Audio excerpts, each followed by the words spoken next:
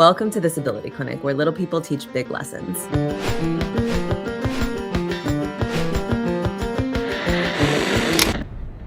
So, Dad, who in our family had short arms and legs? Yeah, Lila was like that.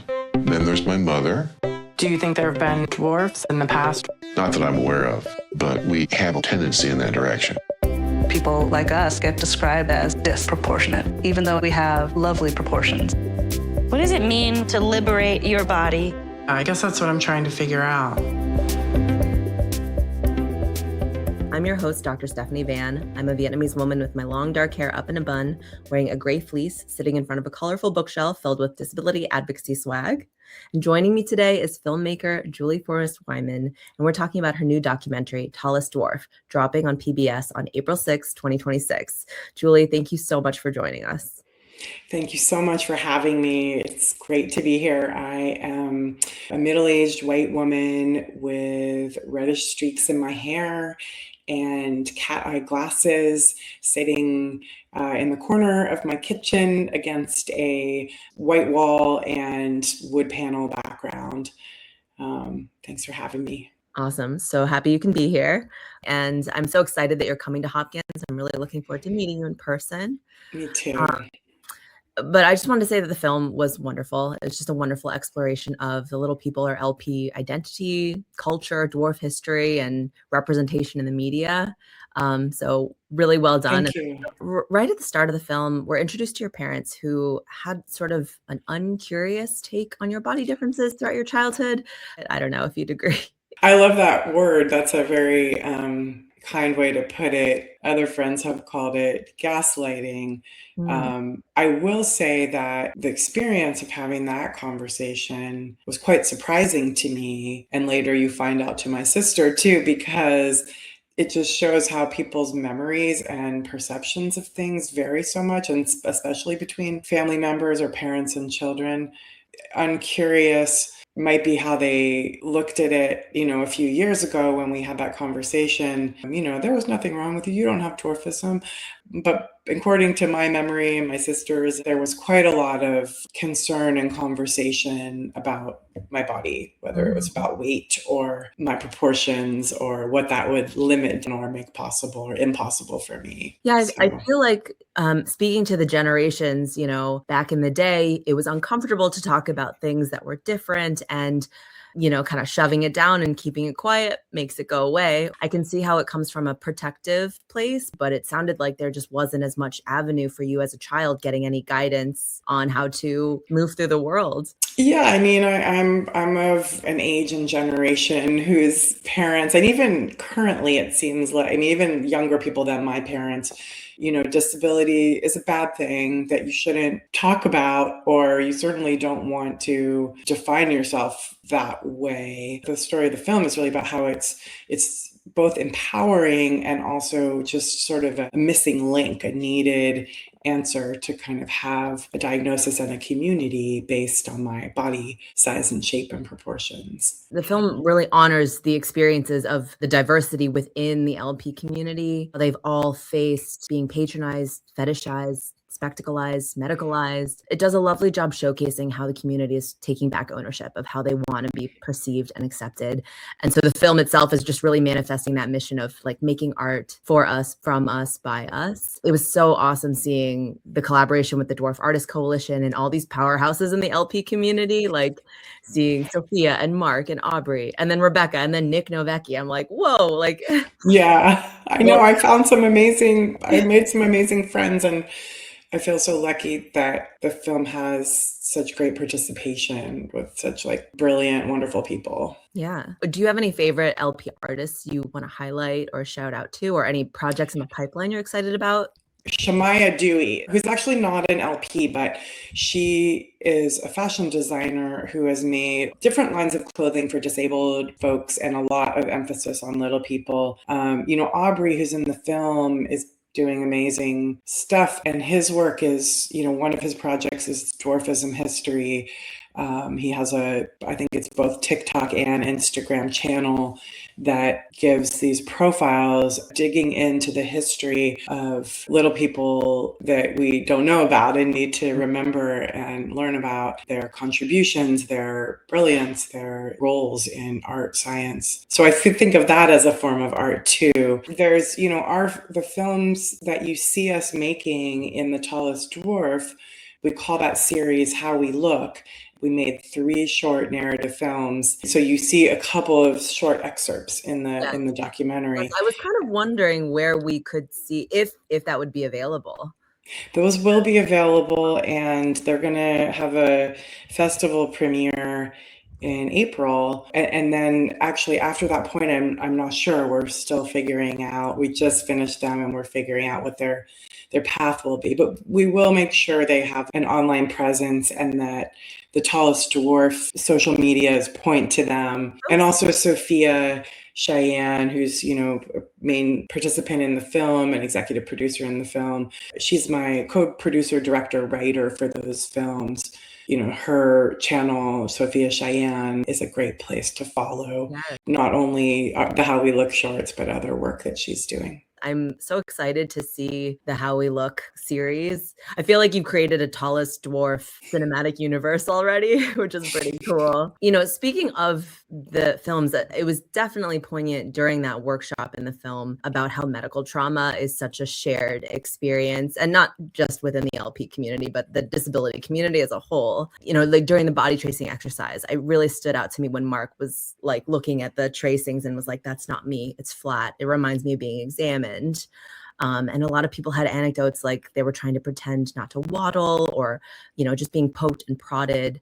I guess, since I'm an educator in healthcare, I would love to pick your brain about what advice you have for me or other educators or people in medicine to inform the next generation of healthcare providers.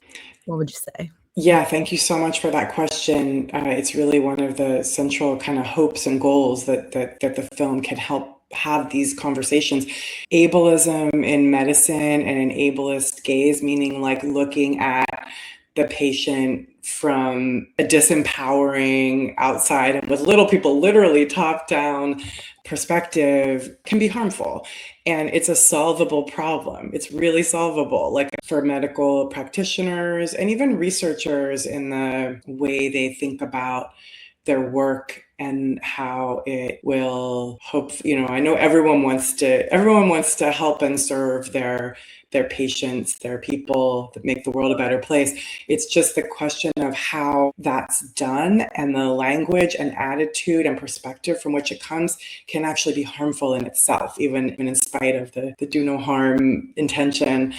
And so I feel like starting with an awareness of ableism, starting with an awareness of patient empowerment and autonomy, kind of an understanding of those concepts can be really helpful and can also probably improve everything, improve treatment, improve the experience of being at the doctor, improve the results of any medical intervention. For every person, right? Not even just those in the disabled community. We're speaking the same language here. I feel like one of the biggest barriers is the lack of awareness. Like people don't even recognize that a term they used or an approach they're taking is offensive or neglectful, dismissive, what have you. So I feel like that's one of the biggest hurdles is to just sort of see, this manner, this literal, bedside manner can actually be harmful and can be changed. Doesn't need to be that way. And I think there's also the importance, even though medicine is generally about the individual body and patient, an awareness of the importance of culture and identity and connection, and sort of for disabled folks, for everyone really, but for disabled people, for little people, to find the connection, the mirroring, the reflection of experience and narrative, learning and knowledge that we get from each other. That's something that no medical treatment or intervention can give.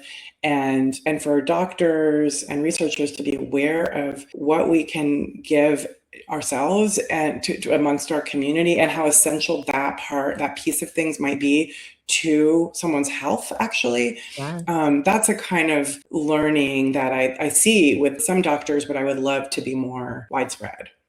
Agreed.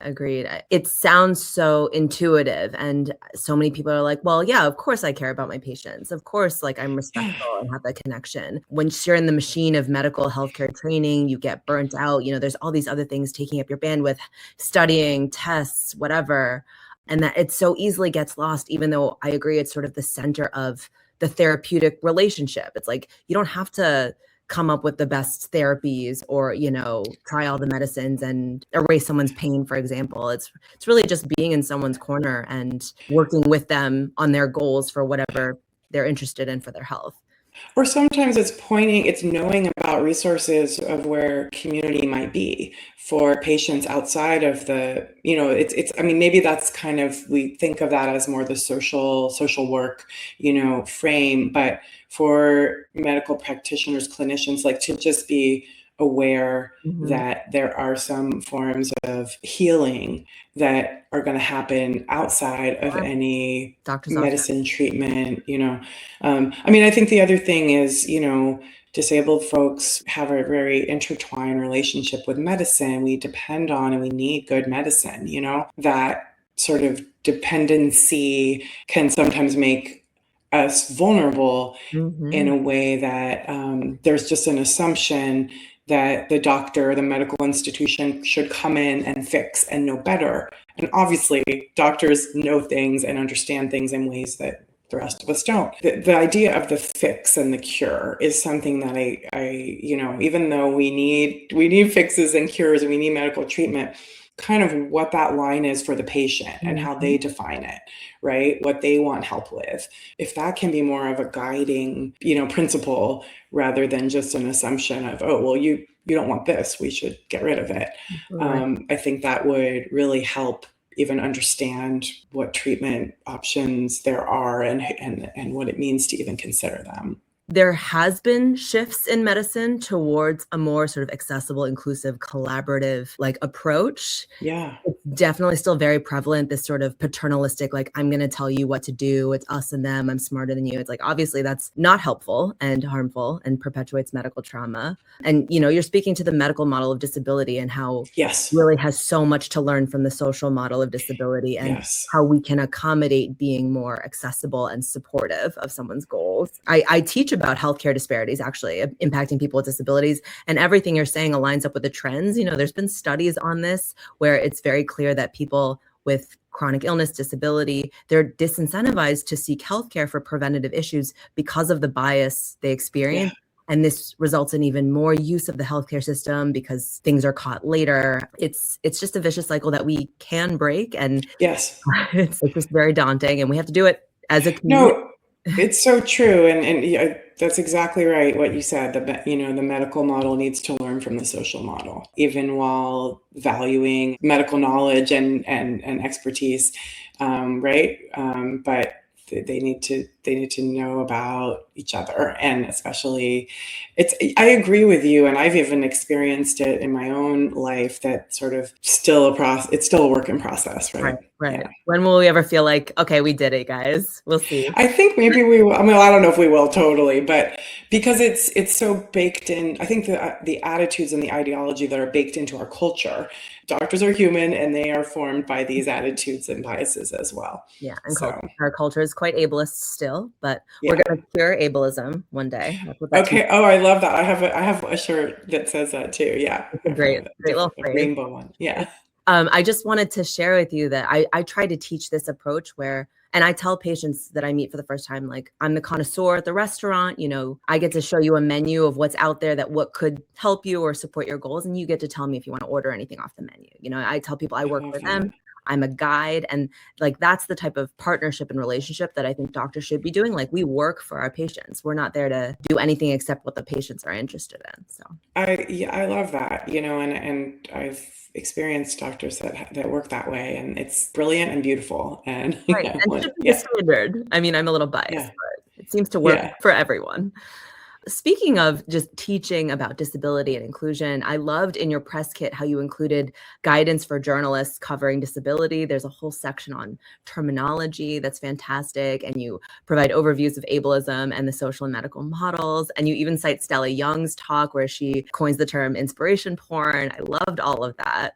I do something very similar in my lectures to like medical students and fellows. Yeah. I was like, oh, wow, like this looked like something that I could have. I know many of us have invented these wheels that we need. Yeah. And it's like even just teaching someone a terminology switch, it's such a simple tool that someone can take with them right away. And so I love how quickly that can shift someone's mindset and their practice. Do you have any sort of staples or tricks of the trade you can share from your experiences teaching about disability and making it accessible? You know, it's been interesting sharing the film and bringing it to festivals and trying to make each event as accessible as possible and working with both festivals and theater venues. A lot of theaters are inaccessible to a lot of bodies, you know, and I've done a lot of work with the fat community too. And my previous projects, and this film also is about body image and size and fat in a certain way. And so, you know, one of the things I've been doing is whenever I can is reaching out to the theater. What kind of accessibility are there? Large chairs for larger people in the theater? Are there, can we put stools, which are quite simple? If I can, I just bring a few to the restrooms or make sure that soap and paper towels are near the front of the sink so that little people can reach them. Not have to like climb onto the wet counter and grab a paper, you know, to access soap. So I think it's been interesting that the process of circulating the film has been in this very kind of gradual and individual way, a little bit of an education process of reaching out to these venues. You know, there's also trying to have screenings that have captions and ASL for our our intros and Q&As and my own education of understanding, okay, that's a fundraising need, you know, to make sure we can support that when theaters and festivals don't already have that baked in. But I feel like it's I mean, you know, as someone who's relatively new to disability, culture, and identity, I have my own learning curve. And at the same time, I'm trying to bring along the places that are joining forces with me to, make all of our events accessible, and also planning several virtual events in the upcoming season and year. Because sometimes that is, you know, as much as I love a cinema and the film works at a large scale in a way it doesn't on our computer or TV screen, it's also important for it to fit and come to people where they are. And so I'm excited to have more virtual events. You're reaching people who otherwise wouldn't get to experience it. So that's wonderful. Yeah. If you want to hear more conversations like this, hit that like button and subscribe to Disability Clinic and check us out on Patreon. Thank you so much for watching, listening, and learning. See you next time.